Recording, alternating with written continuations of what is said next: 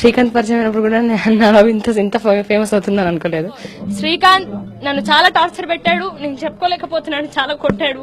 చాలా సంతోషంగా ఉంది, ఎందుకంటే ప్రేమించిన అబ్బాయిని అనుకున్నది సాధించినప్పుడు ఆ సంతోషమే వేరుంటుంది. ఇలాంటి నా కొడుకులు జీవితంలో భూమి మీద బతికి వేస్ట్ అండి. శ్రీకాంత్ 2 years బ్యాక్ పరిచయం అండి నాకు. ఈ ప్రేమ అనేది 2 సంవత్సరాలు అనేది రాంగ్ అండి.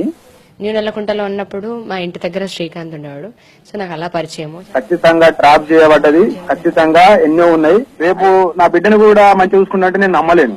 ఆయన మీద ఇంకెన్నో రోమర్స్ కూడా ఉన్నాయి. ఇంత బాధ ఎందుకు అంటే ఒక ఆడపిల్లనై ఉండి ఇంత సెలబ్రిటీ స్టార్టం ఉండి ఇంత ఉన్నా కూడా ఒక అబ్బాయితో దెబ్బలు తిని ఒక అబ్బాయితో ఎన్నో మాటలు పడాల్సి వచ్చింది.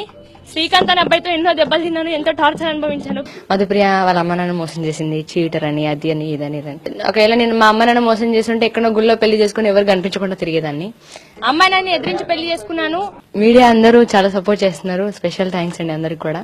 మీడియా తరపు నుంచి కన్న తల్లి బాధకి నేను పెద్ద క్షమాపణ కోరాల్సింది మా అమ్మకి మా నాన్నకి. అందరు చేసినట్టే అమ్మ నాన్న తెలియకుండా పెళ్లి చేసుకుని చాలా చేశాను. బట్ మా అమ్మ నాన్న మోసం చేయొద్దు, మా అమ్మ నాన్నకి రెస్పెక్ట్ ఇవ్వాలి. ఎంతో కష్టాలు పడి నన్ను ఇక్కడి వరకు తీసుకొచ్చారు. ఆ కష్టానికి మా అమ్మ నాన్న బాధ పెట్టొద్దని నేను చాలా ప్రయత్నించాను, చాలా రకాలుగా చెప్పాను, అయినా కూడా వాళ్ళు వినలేదు.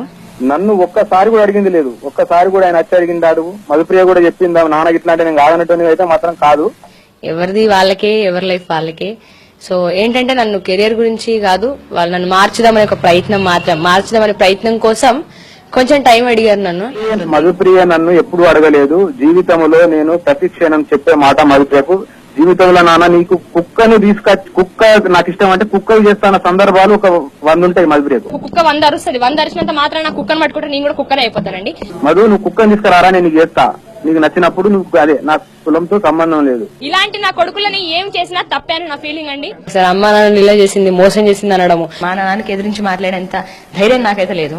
ఒకవేళ ఎవరైనా ఒక ఆడపిల్లని ఇలా మాట్లాడే కంటే ముందు మీ ఇంట్లో కూడా ఒక ఆడపిల్ల ఉంటుంది, ఒక అమ్మాయినా, తల్లైనా, చెల్లైనా, ఎవరైనా కూడా ఉంటారు.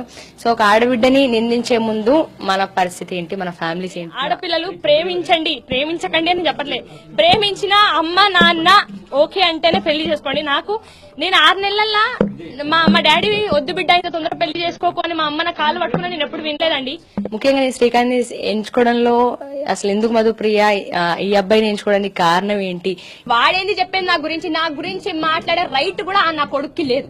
నేను ఇప్పుడు చెప్తున్నా, నా గురించి మధుప్రియ అనే ఈ అమ్మాయి గురించి మాట్లాడే రైట్ కూడా శ్రీకాంత్ గారికి లేదు. నేను ఫైనల్ గా చెప్తున్నా ఇదే మాట. నాకు మా అమ్మ నాన్న తర్వాత అంతే స్థాయిలో నాకు ప్రేమ కానివ్వండి, మాట్లాడే విధానం కానివ్వండి, ఇంకేదైనా మంచిదే నాకు అంత స్థాయిలో. సో మా నాన్న తర్వాత నేను ఫీల్ అయింది శ్రీకాంత్ ని.